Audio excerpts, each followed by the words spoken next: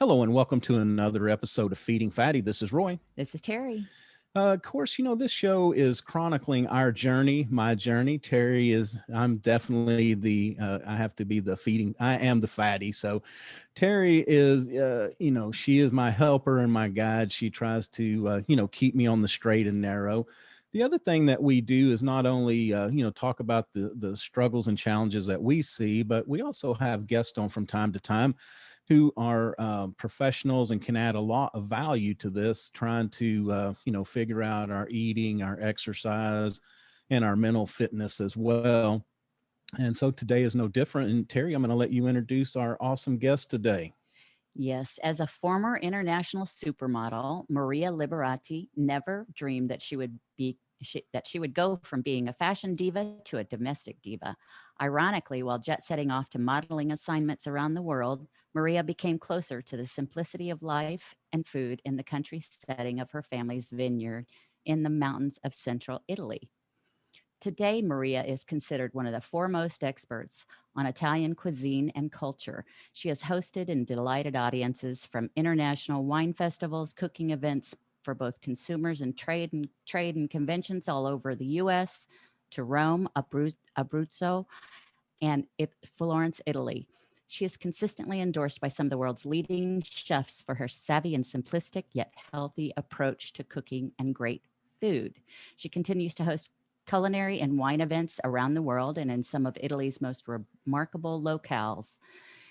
Maria was recently named media spokesperson for the American Academy of Ophthalmologists, and the Feast Your Eyes campaign will be appearing on TV and radio showing consumers how to eat and cook healthy for their eyes. Nice. Maria, welcome to the Yeah. show. How are you today? Great. Thank you so much for having me. Thank you. Yes, could you tell us so you grew up in Italy? No, I actually grew up in the United States. My most of my family, well, my grandparents were from Italy, and I had a lot of great aunts and uncles that came over here from Italy. So my parents were born in the U.S. I was born in the U.S., but what happened was I was modeling in Italy, and that's how I began. I just fell in love with the culinary arts there, and I began also exploring my roots and found out that my family was involved in the culinary field. My family had a vineyard in the mountains of Abruzzo, which is central to South Italy, and also my paternal grandmother, her family had a bakery, and I, ended up finding all the recipes and studying some of the recipes and things like that, and ultimately ended up going to culinary school in Italy. So I ended up living in Italy, staying there quite frequently, um, for quite some time, and I studied the culinary arts there, and then I did a lot of programs there. Right now, because of what's going on, I have not been able to do any programs there, but I've been doing virtual events. So, and I've been kind of grounded in the US, which is fine. So, because it's giving me a chance to catch up on other projects that I've wanted to do here. So, but yeah, I actually grew up in the United States, but spent a lot of time in living in Italy.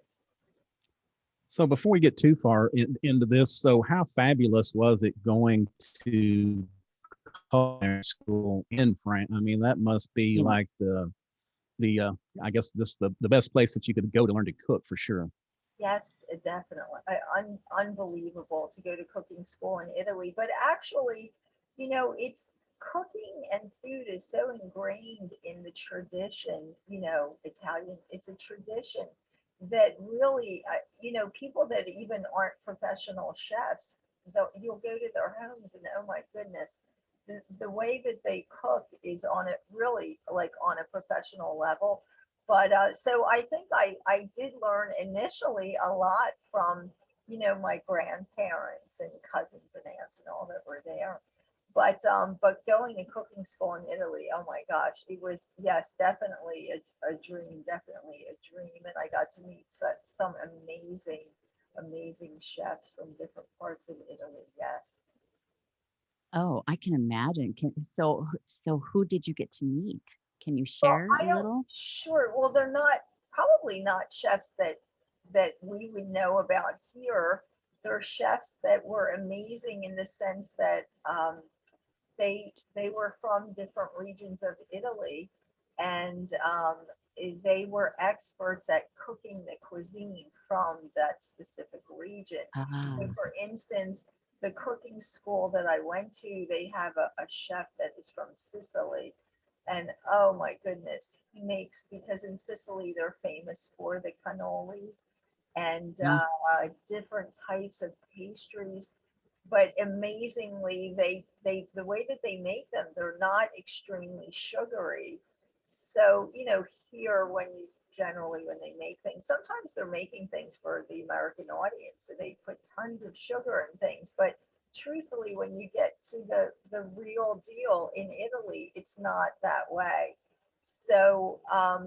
they were just amazing chefs that I worked with that had like restaurants that really cooked artisan foods. In fact, I actually worked with chefs at different restaurants as well as, at the school.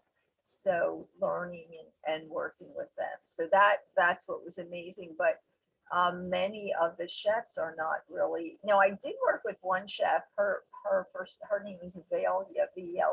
She goes by that. She's actually on TV there in Italy, and she's on Facebook, and she has her account on Facebook, and she's on a few cooking shows in Italy. But she's a wonderful cook, and I actually did a few cooking videos with her that I have on. I have a Roku channel called The Basic Art of Italian Cooking, and I visited her in Umbria, and we did some fresh pasta making videos, and we had a really good time. So there is a video with Velia on. She's a cooking personality in Italy on my Ricky channel. Yes. So, Uh, Oh, cool. there is nothing better than homemade pasta. I mean, oh just my goodness. fresh, and it just takes seconds to cook. I mean, you just throw it in the boiling water and it's done. It does. It does. It cooks really quick, and it's such a difference. Like for people that have never tasted that versus dry pasta, there's just not any comparison. Not chewy and gummy. I mean, it's just melt in your mouth. I'm It getting hungry. really. Oh gosh, yes. Oh my goodness. And you are the director of a cooking school in Umbria, yes? Well, I was for, yeah, well, some time. And now, as I said, with the virtual, everything going virtual, I'm kind of on, I guess you could call it sabbatical Oh, yeah. of sorts. Aren't we? Yeah, we all are. Gosh. Yes, yes. So, I'm just laying back and doing everything here. But as I said, I had a lot I wanted to catch up on in the United States. So I'm making good use of my time. Yes. That's good. So can you tell us a little bit about the Healthy Eye campaign? And it's interesting that you bring that up because we had talked to an opt Ophthalmologist. yeah, he's an eye doctor, Was he an whichever one of them those ophthalmologist? are. But yeah, Yes. he Optometrist. he was just telling us about I can't even explain it, but something about the back of the eye and the I've lost it. The cone. No, Retina, it, You it throw macula. out was some eye parts. yeah, no, it was something in the eye that they test, but then I'm trying to think of the food that we want to gluten. He was talking Oh, about yes. how the gluten was a big factor in this, and him and his wife had gone to like a clean breakfast where they were just doing smoothies with spinach and some different things and trying to do away with the breads. Uh-huh. Even we're talking about Even though we're Italian, talking about pasta. we're talking about Italian pastas and bakeries, but well, but anyway, if you could just tell us a little bit about that, I think that's very Boost interesting. your eyes. Yeah. Sure, yes. Well, my dad actually had macular degeneration, and before he passed away, he had macular degeneration. So it's kind of a cause near and dear to my heart, and so there are certain foods that you need to eat and be aware of, because you need to keep nutrients going into your eyes, and people don't realize it. So apricots are really, really healthy for your eyes. Blueberries, strawberries, um, are really, really healthy foods for your eyes. So those are all foods that you want to concentrate on. Um, Sweet potatoes, Spinach too, is not a great. good one. Spinach, yes, spinach definitely. Salmon is really a really, really good food for your eyes also. Yeah. So, but yes, they're all really, really good, and provide nutrients for your eyes that that you really, really need. So people need to really, especially as we get a little older, you need to concentrate on functional, I call them functional foods. So don't just eat mindless foods, like when we're in our teens, we just eat anything, marshmallows, Snickers bars, whatever. We're not really, we're looking for the I guess the thrill of the excitement that you get when you eat a chocolate bar or something. But what you need to do is, as you get older, you really need to look for these functional foods, foods that not only satisfy your craving or your appetite, but foods that also have a function in your body and really help your body. So, you can only eat so many calories a day. So you want to make sure that what you're eating, there's a purpose for that. And I mean, there's so many really good foods out there. I mean, apricots are delicious. Dried apricots are really good. Yeah. Um, and there are lots of different things. You can even put chop up dried apricots, put them in your salad. Pomegranates are really good. You can put them in your salad. Blueberries are absolutely delicious. Put them in a salad, or have some yogurt, or um, have, you can just snack on them. Really, blueberries are so sweet, and strawberries too. So Yeah, and I think that's one thing that, when we started kind of going down this path, I knew years ago I was eating bad, a lot of fast food and things that were easy to put together quickly. And so yes, I tried to make up for that by taking a lot of supplements. And, it's better. I'm not saying supplements are bad, but it's always better if we can get those vitamins and minerals from the food source. And so once we started trying to clean my act up a little bit, we had we got an app, and I was really surprised that the diet, even though we had made a switch and we're eating better, uh-huh, we were still missing out on so many macronutrients. And so, kind of talking about that functional eating is, right, we have to balance our calories, our proteins, and me. I'm a type 2 diabetic, so I have to watch my carbs and sugar intake. But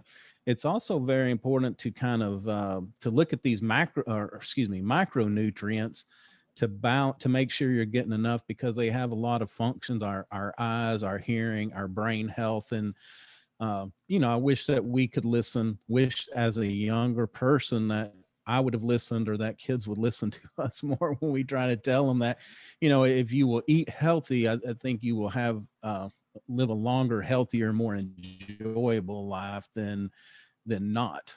yes, definitely. And food is actually, I think I might have had this conversation with you, Terry, when we had our conversation about how food is really medicine.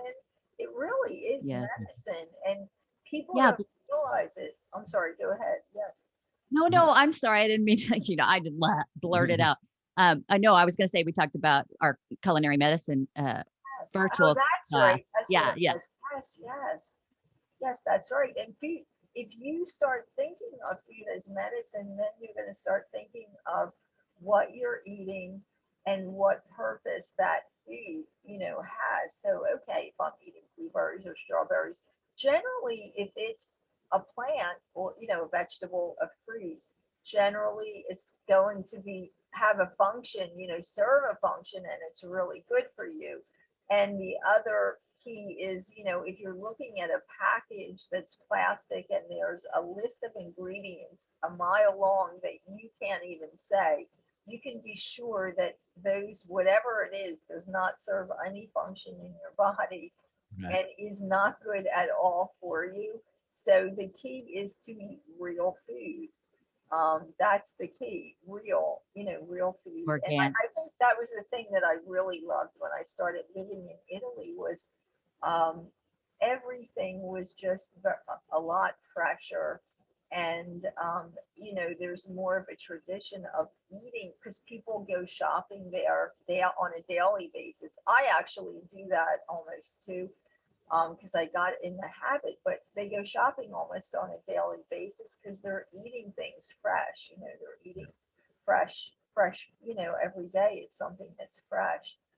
So, that's really, really important. But that's the key. If there's a list of ingredients that you can't even pronounce or it's packaged in plastic, it's generally not something that has a function. So, Yeah, monosodium, whatever. right, yes, Well, it's funny you talk about the way that we eat, and it's been a few years, but I spent a few months in living in New York City, uh-huh, and that was a huge difference between living in where we live. We go to the grocery store once a week, load up as many bags as you can possibly get, uh-huh, and that's that. But uh-huh, there, what I kind of learned was, we stopped by the little bodega every night to pick up exactly what we were eating. So it was much more fresher, and we didn't have the waste. Again, for us, you get all excited and go to the grocery store and you buy all the fruits and vegetables and you get home, and then about 2 or 3 days later everything is starting to turn. So exactly. there's always a lot of waste as well. But anyway, I guess sometimes the American way is uh, contrary to a lot of places where they do eat healthier, and maybe that's one reason why they eat fresh. And the other comment that you made I thought was very telling is for the chefs in Italy is like, hey, we're developing this for Americans, we got to throw a bunch more sugar into it to get them interested in it. Yes, yes, they do that. I know, bakeries here, like Italian bakeries, sometimes when you'll find one that's supposedly an authentic Italian bakery, and again, we're talking about being in balance or gluten free, but they're not gluten free. But although there are some that are doing some gluten free things now, which are really interesting, but the thing is, yes, there are a lot that know the American audience, and they know if they don't put pounds of sugar in something, that the Americans are going to be like, oh, where's the sugar? And the thing is, like, as I said, when you're in Italy, I myself am not a fan of loads of sugar. I don't like really sugary things. So a lot of the things that I will eat in Italy, or at least enjoy some of the desserts and things, are things that I would never eat here because they're here. It's just like Just so too things so syrupy. sugar. Yeah. So, but they balance, and again, it's just all about balancing out. It's just really enough sugar to complement the other flavors in whatever the recipe is, and I think here too, we're so spoiled. Where there's only been so many years, that people are fine. I mean, before World War II and all of that. So there's a history of, poverty and not having the ingredients and things. So they basically learn to be sparing, and I mean, there's a reason for that too, and to eat healthy. And here we're so spoiled, and just in using pounds of this and pounds of that, and there it's much more of a tradition of eating healthier, and not wasting things and Yeah. overusing things either. So I think that's some of the reason also why, it's the way, that we're eating, because we're all kind of more spoiled here and tend to waste things more so. Yeah. Yeah. So a couple things that you mentioned that may want to talk about is you mentioned the gluten, of course, and that there's I just have started hearing a lot of chatter. Maybe I've just started paying attention about gluten and gut health, and then they have the leaky gut thing, but also inflammation. And inflammation is I don't know why it seemed like the last 4 or 5 months I've really keyed in on that it is the basis for so many things that go bad in our life and or with our body and our health. But one thing I noticed is I overdid eating something that I may have a little food allergy to, but my eyes were really inflamed and puffed out and swollen. Uh-huh. Yeah.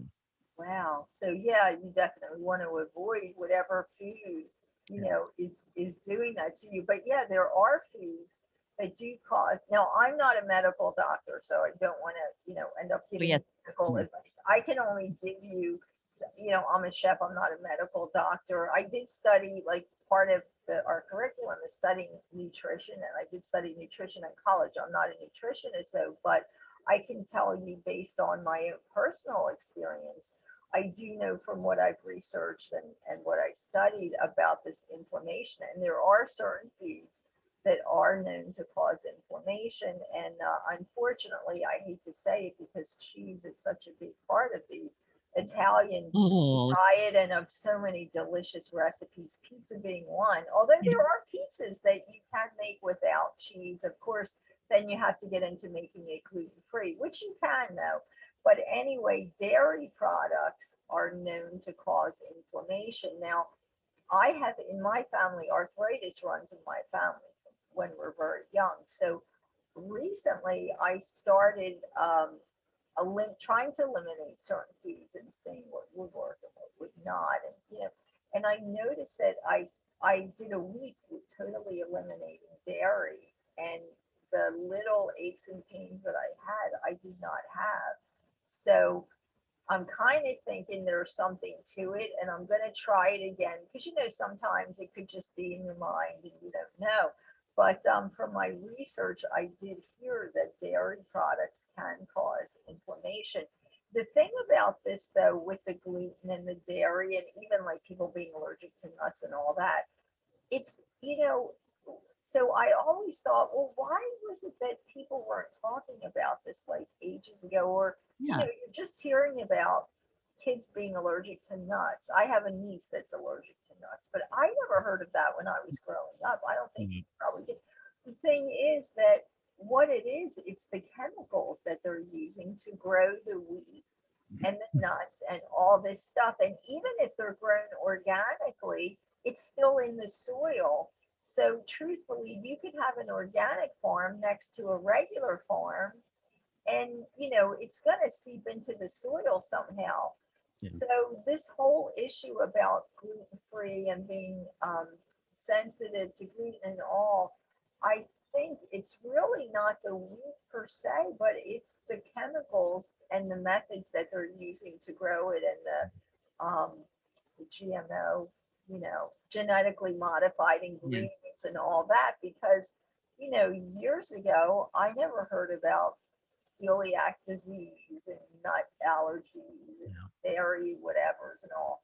So it's really, I don't think it's the actual ingredient, it's the chemicals and the process that's used to produce those ingredients, unfortunately, is what is doing, all these things to us. So It's interesting. I saw and I don't want to I don't want to bash any company, so I'm not going to mention the name of this big one, but there was a group that measured the amount of poisons, and there was a bunch of different levels that they looked at uh, of the soil. uh, And so they had some pictures going back to, I guess, the 70s, or like a geographic map. And you could see it was up in the Midwest, Indiana, Nebraska, kind of up in the northern states.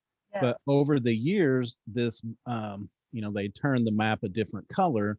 And uh, so you could see that it was kind of seeping down pretty much along the Mississippi, but from north to south. And they said that that's basically what it is. Not only the river spread it, but also it just seeps from, even though you sprayed your 10 acres, the ground doesn't know your 10 acres ended here. It seeps into the neighbors, and then it just continues on exactly, and on to this whole huge big contamination. So exactly. because I'm like you, when I was growing up, I never heard of a food allergy.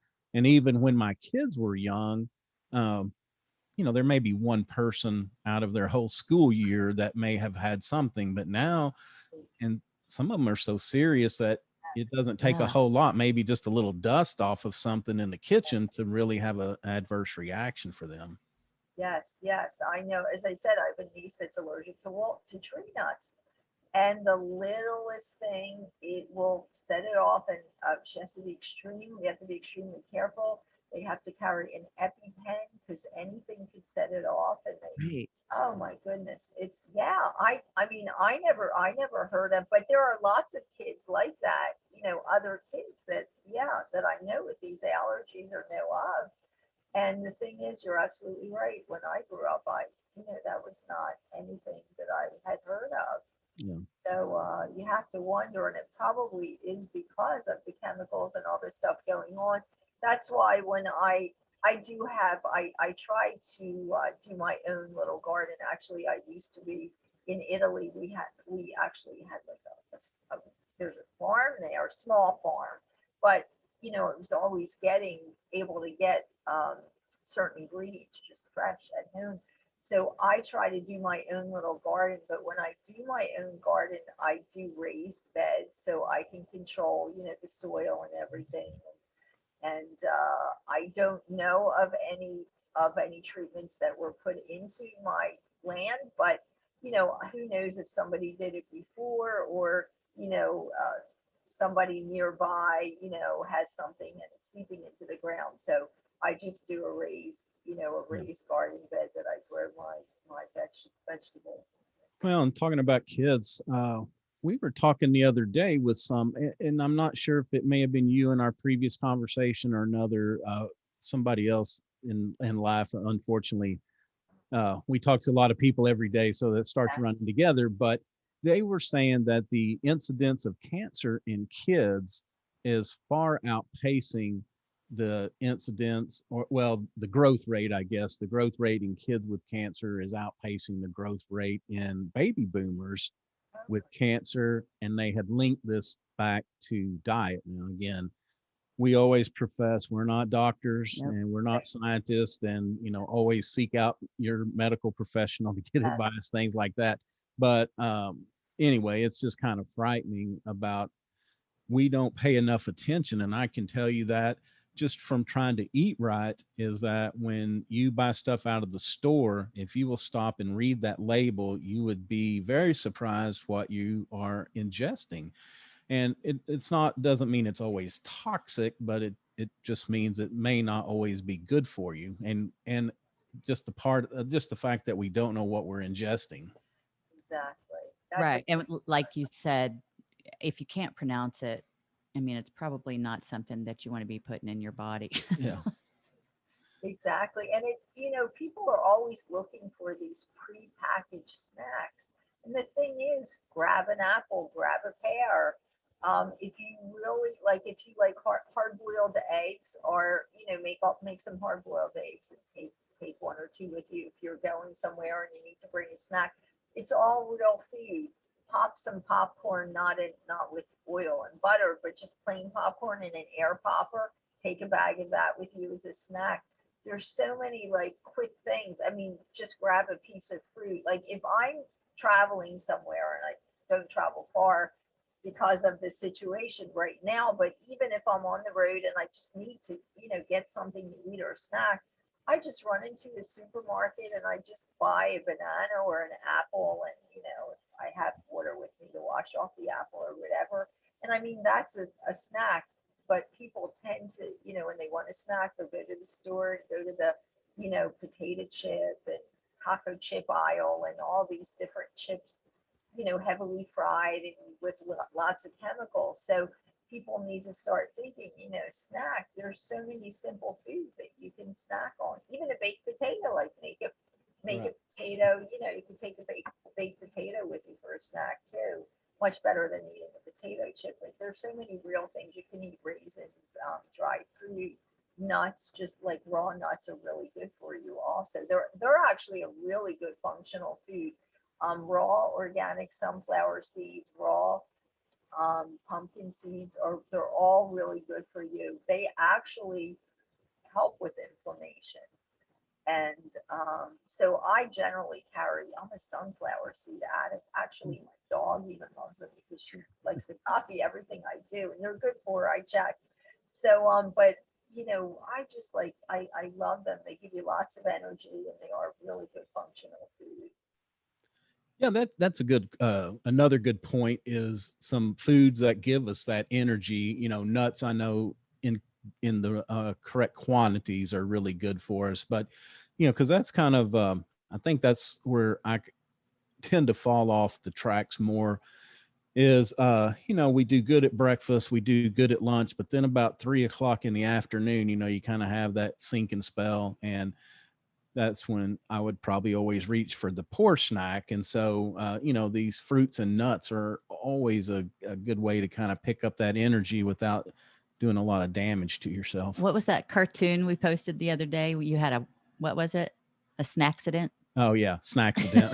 a snacksident. That's Oop. good. Yep. And when you, what I was going to say though, the thing is when you eat nuts or when you go to purchase the nuts, make sure they're raw and they're not like Salted. fried in, because there's, if you go to the grocery store in the regular nut aisle, you know, they have, all the nuts have been fried and salted. Most of them, unless they're like raw and organic, you want to get them that don't say that say, or if you turn the package over, you want to make sure there's no oils that were added to them, that they were fried, because that actually makes them really not good for you. And then it also adds a lot more calories. And they're probably doing that, cooking them that way probably alters the good things that they have in them. So it's not going to do you any good. It's just going to be like eating empty calories. So you want to make sure that if you're eating nuts too, they're like raw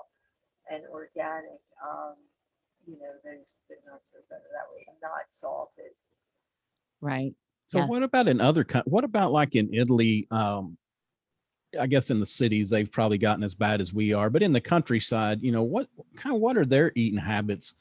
Big breakfast, big lunch, big dinner. I know that, you know, most the Italian families that I know, it's you know, they usually have at least one big family meal a week where everybody comes over, and it's just food crazy with all the different foods Yes. that are there.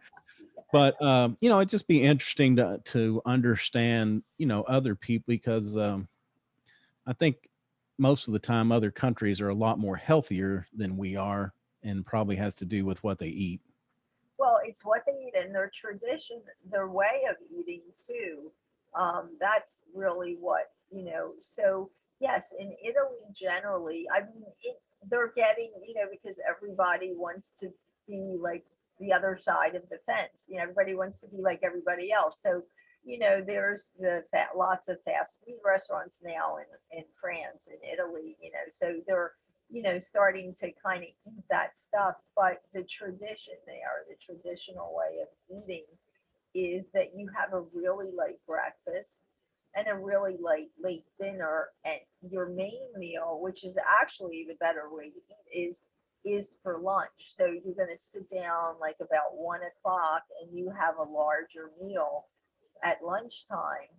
And usually people do, the one thing that I love there is, even when I did, because I did a TV series there and with a crew that that an Italian crew. So, you know, no matter what we were doing or we were, it was all at 1 o'clock, everybody, everything just stopped and you sat down for like this wonderful meal, you know, for an hour.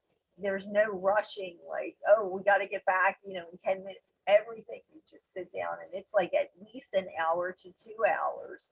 And so, and that's the tradition usually, like from about 1 till 2, you know, they take the time to really enjoy the food.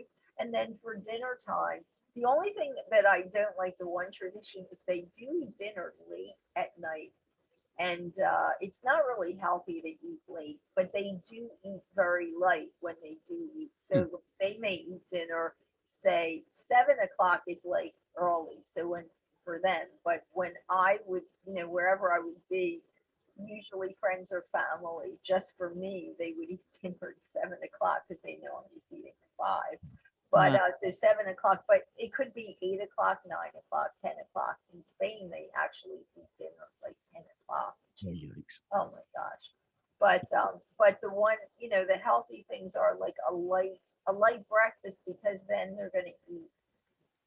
And their breakfast is really light. It could be just a little bit of yogurt and a cup of coffee. Sometimes they will have a small pastry with, and when I say coffee, I mean an espresso or a cappuccino.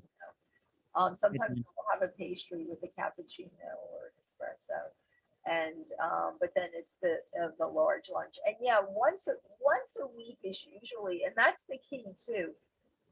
People think these gigantic spaghetti, dinners and lasagna and ravioli and all that. And usually the Italian tradition is they're meant to be foods that are eaten at, just for like special occasions, or like once a week type of things. So it's not like they're going to be eating these, heaping portions of lasagna every day of the week. It's usually maybe on Sundays is when they'll have these, kind of fancy, heavy dinners. It's just on, like one day a week, really. So it's not like an everyday occurrence that people tend to think, that's the way it is. Well, and you mentioned that they eat slower there too. They're just not in a rush, rush, rush. They slow down and they're mindful about it. Yeah. Yes, more, Yes. much more so. Yeah, I don't know if you've heard of the organization called Slow Food. Have you ever heard of Slow Food? It's a really interesting organization. You can actually look it up online. So Slow Food was started back when the first McDonald's was going to go to Italy, and the first McDonald's was going to be put in Rome, in the center of Rome, and a guy that was really mad that because he said this is going to change the way people are going to eat, the traditions and all.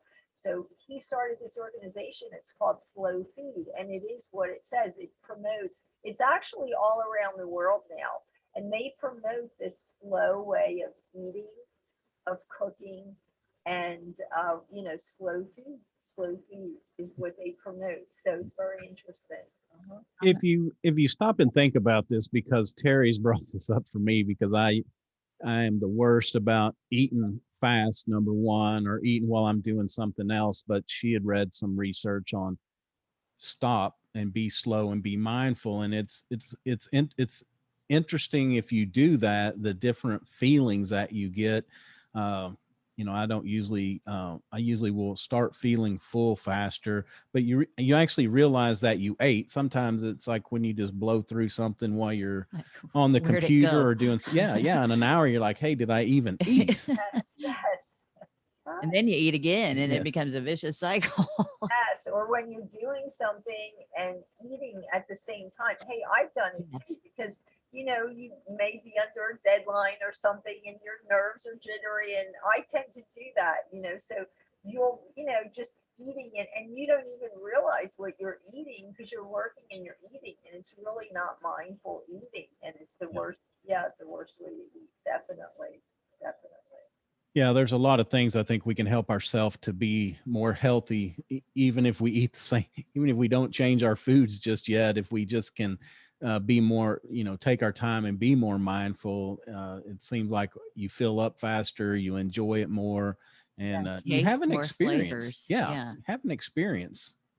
That's definitely right. It should be, if it should be, if you make it an experience, that also, kind of brings you closer to the food, so you understand and you're more mindful of the whole thing of eating.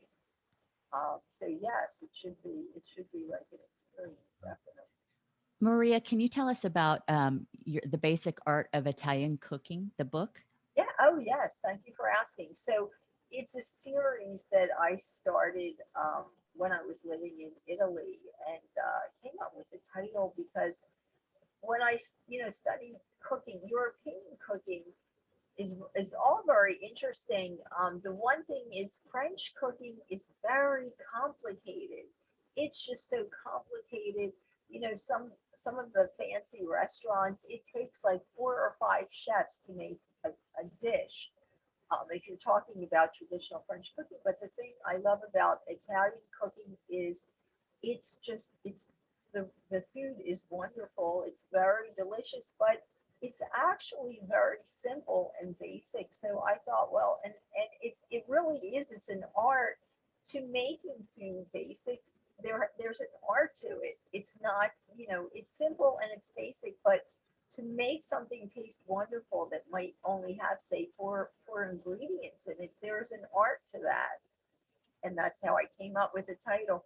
So it's a book series, The Basic Art of Italian Cooking. The first one that I did is a coffee table book, and it's actually a culinary memoir. So that has stories of little towns in Italy.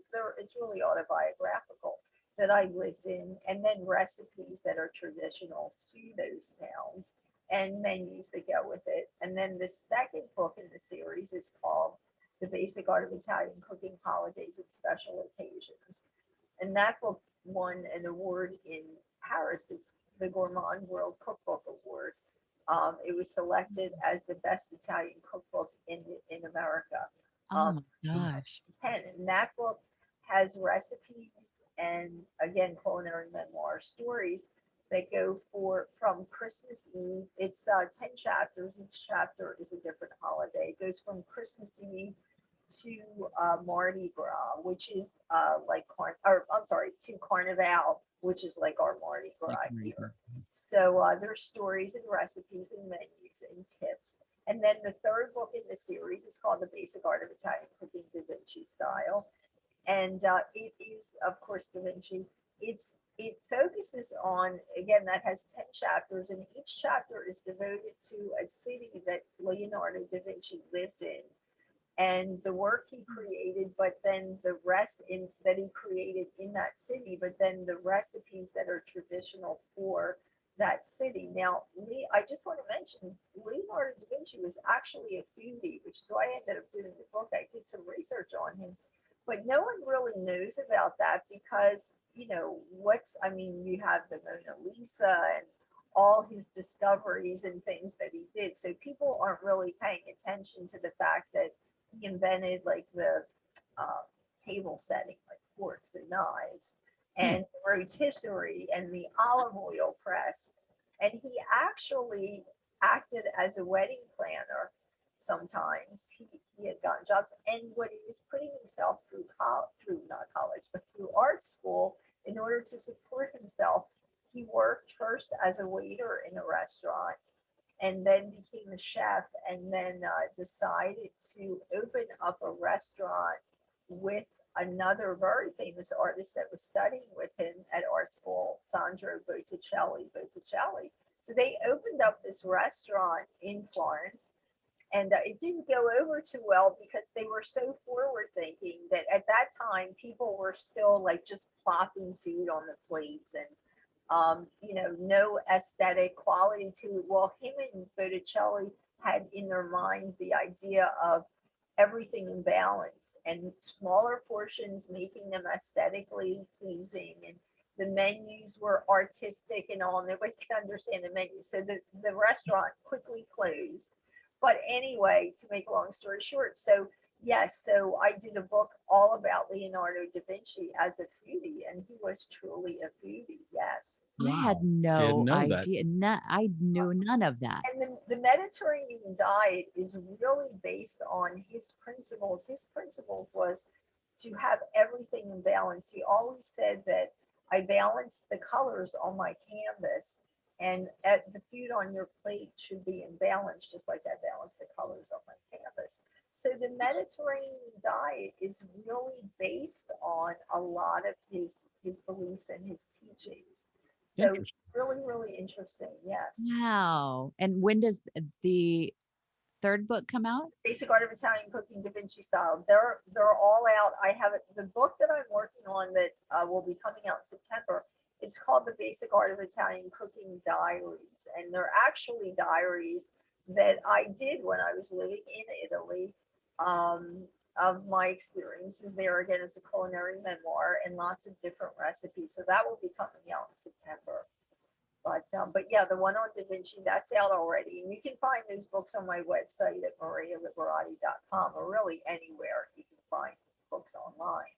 So, but Let's yes, let's spell Liberati for them. sure. It's L-I-B like boy, E like Edward, R like Robert, A like Apple, T like Tom, I like India. So Okay. it's marialiberati.com. Or they can look up the basic art of Italian cooking. You can find that online too. Yeah, and we'll be sure to Mm. include all those in the show notes, as well as we'll put that up on the website, so they'll be able to easily go over there. And one more thing I wanted, excuse me, No, go is ahead. you also have a podcast as well. Yes, the Maria Liberati show. I was actually supposed to do a radio show at a top station in Philadelphia, and unfortunately, it happened last March, right when the pandemic was happening, and all the studios were closed. So I'm like, I like to always make lemonade out of lemon. So I'm Yeah. like, what am I going to do? Hey, this is what I'll do. I'll try a podcast. And well, you guys probably know, for me, a podcast is really fun, and I like it that I don't have to go out to a studio. I can just, I made my home office and I can do my podcast.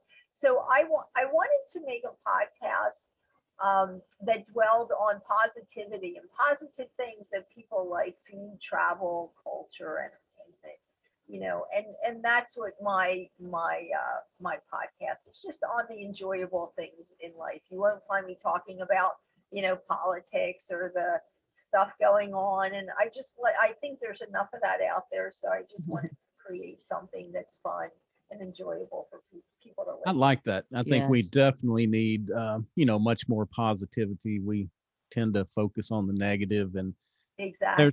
so much. Even, we've been lucky. I have to always use this disclaimer that me and Terry have been lucky that we haven't had the COVID, or nobody close to us has been devastatedly affected Yes. by that. While I know there are a lot of deaths and a lot of people have, but we've actually been able to thrive during this time. I think a lot of people, even though it's not optimal, if we just take a minute, we can always find the positive. And we've got to spend much more time together, do things a lot more close, getting out and walking, and you know I think mindfulness, maybe that would be the best word, that we've been able to slow down, not always be on the run, and just be able to think about things a little bit more. Exactly. And you're absolutely right. I think that's the one thing that I've actually enjoyed about this time, is that yes, I've slowed down, and well, slow down, I think, in my habits and the way I do things, because I'm always running and racing, but you can only run and race so many places right now. So, I've kept busy, but yes, it's enabled me to enjoy more. I'm able to spend more time with my dog, and we go on walks, which I just absolutely love, being able to be outside, or even spend time outside in my farm, as I said. And I've been able to do more with my little farm as well. So yes, I think there's been some positive, and I think people, exactly. I mean, yes, I know, and my heart goes out to anyone that's had any bad experiences, but luckily, as you said, no one close to me had any bad experience with it, and we've all been healthy. So I always think you don't want to dwell on the negative, because it just breeds more negativity. And Yeah. negativity also does affect the immune system. Yeah. So you want to keep positive. Being positive also helps it's another thing that helps your immune system. Being out in the sun, walking, those are all things that are also things that do help the immune system. So, I've taken advantage of some of the things that I think I wasn't always able to take advantage, to stop and enjoy, where now you're forced to, and it's not a bad thing. Yeah, we Yeah. were Yeah. forced to see all the opportunities that were put forth, and we grab the lemons. Exactly, exactly. So, that's what it is. And I think people should definitely look at the always try to find the positive as much as you can. There's always going to be a positive out there somewhere. Yeah. So, I definitely like to go. Yeah. And this is a different show and a different topic, but just while you mentioned that, what I'm going to say is, we had we found we had a little malfunction in one of our pieces of podcast equipment the other day, and it kind of happened late in the evening. We found some tapes that, the audio was perfect for the podcast release, but the audio, Terry's audio for the YouTube, was terrible. You could barely hear. And so then I'm frustrated because I'm trying to figure out how I'm going to fix this. And the piece of machinery we had, we couldn't make it work. And anyway, it was just all this turmoil and stuff going on.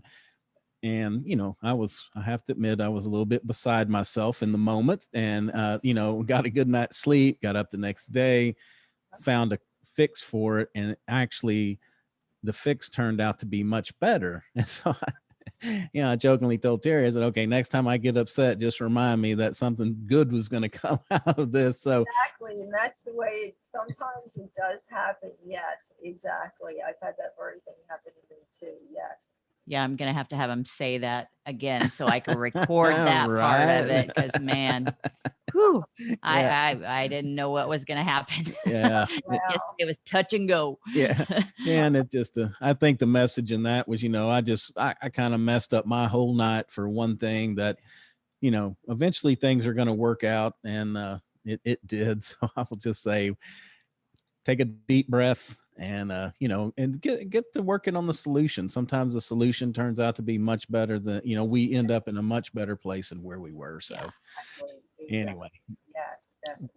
Well, Maria, thank you so much for taking time to come out and talk to us today. It's been such a pleasure. And like I said, we will put the information in our show notes and on the webpage. But I think I saw Terry already on Amazon trying to getting the Da Vinci one there. We're going to both sit down and try to read that. Yeah, I'm going to go out of order, I think, and get the Da Vinci one for. I'm just amazed by those facts that you shared with us. I am really impressed. I had no clue. Yes, most people. I actually do I was doing a lot of live presentations on that, because it's just so interesting. It is. Interesting person. Yes. So. All right. Well, thanks a lot again, and we look forward to getting you to come back on and be a guest again. Definitely. We certainly appreciate that. Let me know. Thank you so much. Thank you. Maria, thank you. All right. So that's going to do it for another episode of Feeding Fatty. You can find us, of course, at feedingfatty.com. We're on all the major social media networks, as well as a video of this interview will be released when the episode goes live. It will be on YouTube. We are on all the major podcast platforms: iTunes, Stitcher, Google, Spotify. If we're not on one that you listen to, please reach out. We'd be glad to add you. So until next time, that's going to do it for Roy. This is Terry. Y'all take care of yourself. Bye.